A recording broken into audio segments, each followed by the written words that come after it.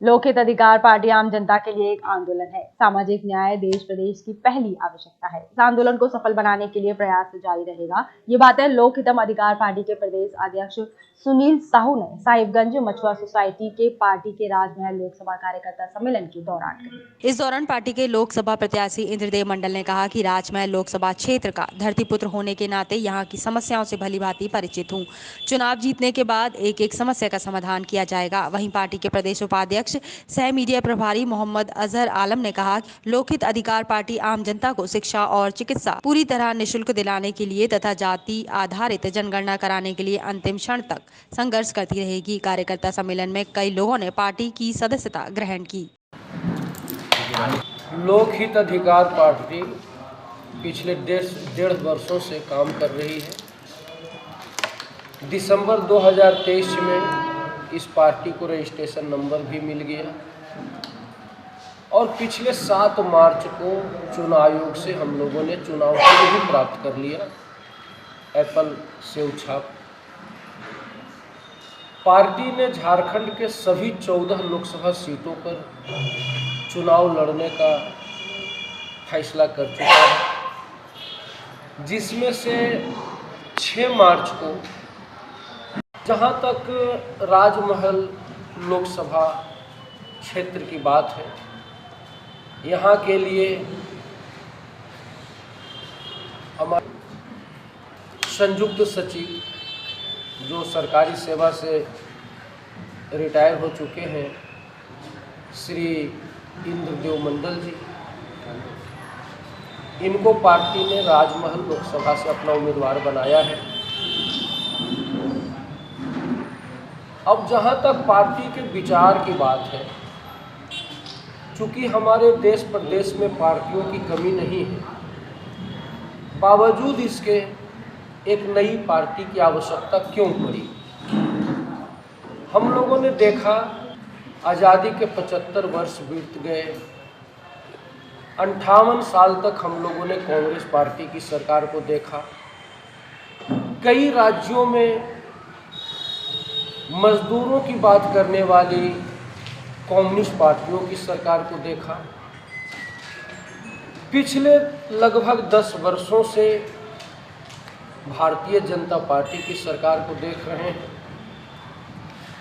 विभिन्न राज्यों में विभिन्न पार्टियों की सरकार को देख रहे हैं और हम कह सकते हैं कि इन 75 वर्षों में एक भी राजनीतिक पार्टी, किसी भी पार्टी की सरकार ने आम जनता में जो होनहार बच्चे जन्म लेते हैं, गरीब से गरीब घर में भी होनहार बेटा बेटी का जन्म होता है, वह भी पढ़ लिख कर डॉक्टर इंजीनियर बनना चाहता है, बीडीओ सीओ बनना चाहता है, आईएएस आईपीएस बनना चाहता है, वैज्ञानिक बनना चाहता है।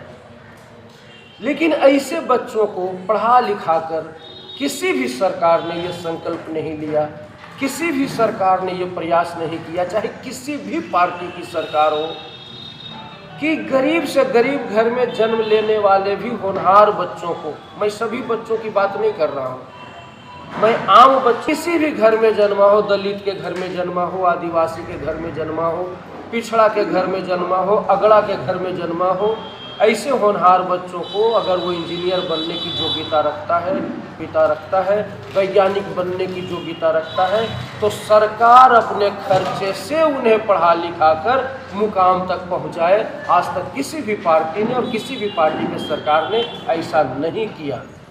जनता से वोट की उम्मीद हम करेंगे। जनता उम्मीद तो सब कोई करेगा। सवाल उठता है कि हम जनता को ये मैसेज देना चाह रहे हैं कि जब आप मार्केट जाते हो, कोई सामान खरीदते हो, उस सामान में आप दुकानदार के साथ आधा घंटा दिस दैट करते हो, उसके बारे में क्या खामियां हैं, क्या अच्छाई है, उस समय आप बहुत बखान करते हो। आप वोट करें, किसी को करें, आपके ऊपर सबकी उम्मीदें हैं, हर पार्टी की उम्मीदें हैं, हमारी भी उम्मीदें हैं। आप उस उसको उसी ढंग से परखें, उस उम्मीदवार को उसके बारे में पता करें, उसके इतिहास को जाने, उसके भूगोल को जाने, उसके कर्तव्यों को जाने, उसके कामों को जाने, उसके व्यवहार को जाने, उसके निष्ठा को जाने, उसके डिवोशन को जाने, फिर आप मतदान करें। मैं बस सिर्फ यही मैसेज के साथ जनता के बीच जा रहा हूँ। राष्ट्रपति का बेटा हो या चपरासी की हो संतान, है ना, टाटा बिरला अंबानी या हो, सबको शिक्षा ही एक समान। इस सिद्धांत को हम अपने पार्टी के फोरम से हम इसको लागू करेंगे। प्रातः दर्पण न्यूज के लिए अरविंद कुमार की रिपोर्ट।